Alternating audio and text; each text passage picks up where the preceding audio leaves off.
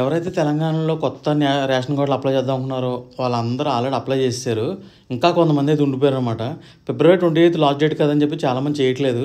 ఇంకా తీసుకుంటున్నారు, మీ సేవలోని MRO office కూడా తీసుకుంటున్నారు. సో మీ సేవకి వెళ్ళిపోయి మీరు ఇంకా చేయవచ్చు, చేసేయండి. ఇది లాస్ట్గా ఎంఆర్ఓ ఆఫీస్ తీసుకుంటున్నారు. వద్దు అంటే ఇంకా లాపేస్తారు కదా, అయినా కానీ తీసుకుంటున్నారంటే అప్లై చేయాలనో చేసుకోండి. సో అప్లికేషన్ ఫామ్ ఇలా ఉంటుంది, డౌన్లోడ్ చేసుకోవాలనుకుంటే మీకు లాస్ట్లో చెప్తాను. సో ఎఫ్ఎస్ఎం కదా, అది క్లిక్ చేసుకోండి, అంటే రేషన్ కార్డు అనమాట అది. సో ఇక్కడ ఆధార్ నెంబరు ఎంటర్ చేయండి, మీ వైఫ్ది. తర్వాత హెడ్ ఆఫ్ ది ఫ్యామిలీ అంటే వైఫ్ కార్డ్, వైఫ్ నేమ్ రాయండి. తర్వాత మీ నేమ్ రాయండి, అంటే హస్బెండ్ నేమ్ రాసి పక్కన స్పౌస్ కలిసి క్లిక్ చేయండి. తర్వాత ఇక్కడ మేల్ ఫీమేల్ ఉంది కదా, సో అది సెలెక్ట్ చేసుకోండి. తర్వాత ఏజ్ రాయండి. తర్వాత మీరు హిందువులా ముస్లిమా అది రాయండి. తర్వాత ఇక్కడ ఎస్సీ ఎస్టీ ఉంటుంది కదా, క్యాస్ట్, అది క్లిక్ చేయండి, అదే టిక్ కొట్టండి.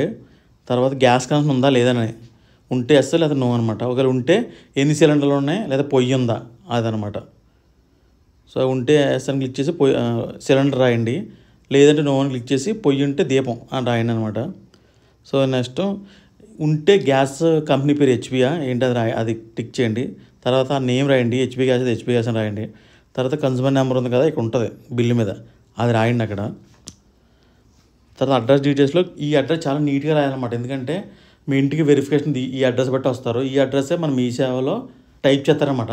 ఇదే టైప్ చేసి మళ్ళీ ఇక్కడికే పంపుతారనమాట, ఎందుకంటే నీట్గా ఉండాలన్నమాట, అంటే వాళ్ళు రావడానికి ఈజీగా ఉండాలి. ఓకేనా, మొత్తం రాసేయండి. కింద 2 వదిలేసి ఇక్కడ ఆధార్ నెంబరు మీ వైఫ్ది అండ్ ఈ ఐడి నెంబరు, అది ఏడి నెంబర్ ఇలా ఉంటుంది అనమాట, AD number and member name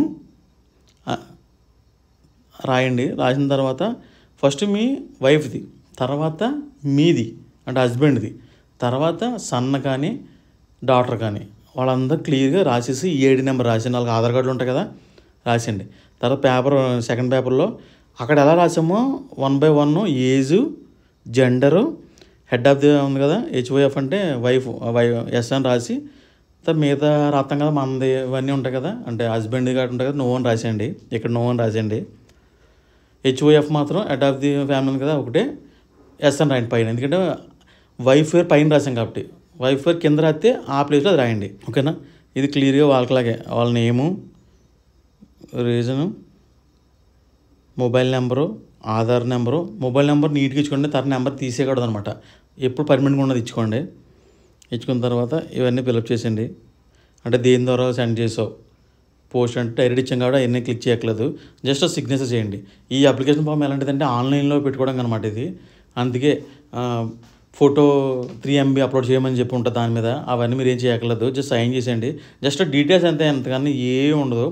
so ఇది అట్టుకెళ్ళి మీ సేవలు ఇచ్చేసిన తర్వాత మనకి ఇలా ఇస్తారన్నమాట. ఒకటేమో ఈ ఫాము, ఒకటేమో ఆ ఫామ్తో అటాచ్ చేయి ఉంటుంది. సో ఈ పేపర్ అన్నీ పట్టుకెళ్ళి మనం ఎంఆర్ఓ ఆఫీస్లో, మీ దగ్గరలో ఉన్న ఎంఆర్ఓ ఆఫీస్లో చెప్తారు ఎక్కడ ఉందో. సో ఇది ఖైరతాబాద్ అనమాట. సో ఎంఆర్ఓ ఆఫీస్లో ఇచ్చేస్తే వాళ్ళు ఆ ఫామ్స్ అనేవి తీసేసుకుని నెక్స్ట్ వెరిఫికేషన్ మన దగ్గరికి వస్తారన్నమాట.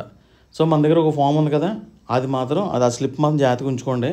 దాని ద్వారానే మీరు ఆన్లైన్లో చెక్ చేసుకోవచ్చు అనమాట, ఏమైంది, రిజల్ట్ అయిందా లేకపోతే ఏదైందని చూసుకోవాలి. ఇదంతా ప్రాసెస్ 1 week 2 weeks పడుతుంది. సో అందుకే ఆ స్లిప్ మీ దగ్గర ఉంచుకోవాలి పక్కా, ఎందుకంటే అది పోతే మళ్ళీ మీకు ఏ నెంబర్ తెలియదు అనమాట. సో మీకు చూపిస్తా చూడండి ఆ స్లిప్ ఈ నెంబర్ ఉంది కదా, ఈ నెంబర్ని మనం ఆన్లైన్లో ఎంటర్ చేసుకుని చెక్ చేసుకోవాలన్నమాట, అంటే మనది ఓకే అయిందా, రిజల్ట్ అయిందా, లేకపోతే ఏదైనా ప్రాసెస్లో ఉందా, ఇవన్నీ దాంట్లో తెలుస్తాయి అనమాట. ఇది జాగ్రత్తగా ఉంచుకోవాలి. సో దీని మీద మొత్తం ఆధారపడి ఉంటుంది. సో ఈ నెంబర్ బట్టి మీ అప్లికేషన్ అన్నది రిఫరెన్స్ నెంబర్ కింద అనమాట ఇది. సో ఇది ఓకే అయిపోయిన తర్వాత మీకు డైరెక్ట్గా ఇంటికి వచ్చారనుకో, ఇంటికాడ చాలా బాగా ఉండాలన్నమాట, మీకు తెలుసు కదా ఇంకే ఎలా ఉండాలో. సో అన్నీ చూసుకుంటారు. సో ఇది అయ్యిందో తెలుసుకోవాలంటే ఇలా ఓపెన్ చేసి ఈ వెబ్సైట్లో ఇక్కడ ఎఫ్ఎస్సి అని కదా, అక్కడ నెంబర్ క్లిక్ చేసి ఇక్కడ మన నెంబర్ ఇవ్వండి. ఇప్పుడు నేను చూపించాను కదా ఆ నెంబర్ అక్కడ టైప్ చేయండి. మరి ఫుడ్ లైసెన్స్ ఎఫ్ఎస్సి అని చెప్పి సెర్చ్ చేస్తే సరిపోతుంది. ఎఫ్ఎస్సి తెలంగాణ కొడితే వచ్చేస్తుంది. సో అక్కడ క్లిక్ చేసి ఈ రైట్ సైడ్ని మనకి డిస్ట్రిక్ట్ చూజ్ చేసుకోవాలన్నమాట, అంటే మీరు హైదరాబాద్, రంగారెడ్డి ఏది ఉంటుంది కదా, సో రైట్ సైడ్ది సెలెక్ట్ చేసుకుని అప్పుడు సెర్చ్ చేయాలన్నమాట. నేను ఇంకా సెలెక్ట్ చేసుకోలేదు. చూస్తా చూడండి.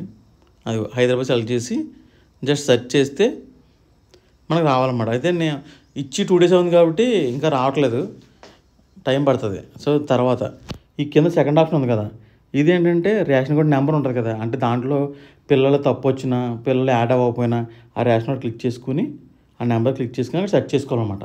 సెర్చ్ చేసుకుంటే పిల్లలు ఏమైనా తేడా వచ్చినా సరే, అదే నేమ్స్ రాంగ్ ఉన్నా, యాడ్ అవ్వకపోయినా, ఎవరైనా యాడ్ చేసుకోవాలన్నా అందులో చెక్ చేసుకుని మీరు మళ్ళీ యాడ్ చేసుకోవచ్చు అనమాట. మళ్ళీ ఎంఆర్ ఆఫీస్కి వెళ్ళి మీ సేవలో యాడ్ చేసుకుని చేసుకోవచ్చు.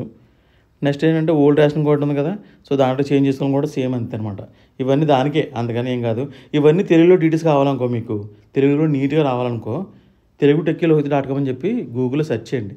సెర్చ్ చేస్తే అప్లికేషన్ ఫామ్తో పాటు అన్నీ వస్తాయి. ఇదనమాట, దీన్ని క్లిక్ చేయండి. తెలుగులో ఉంటుంది, ఎలా చేయాలో ఈ వీడియోలో చెప్పింది తెలుగులో నీట్గా ఉంటుంది అనమాట. చూసుకోండి, స్టెప్ బై స్టెప్ ఈజీగా చేసుకోవచ్చు. ఎవరైనా అప్లై చేయండి, తొందరగా అప్లై చేయండి. Thank you.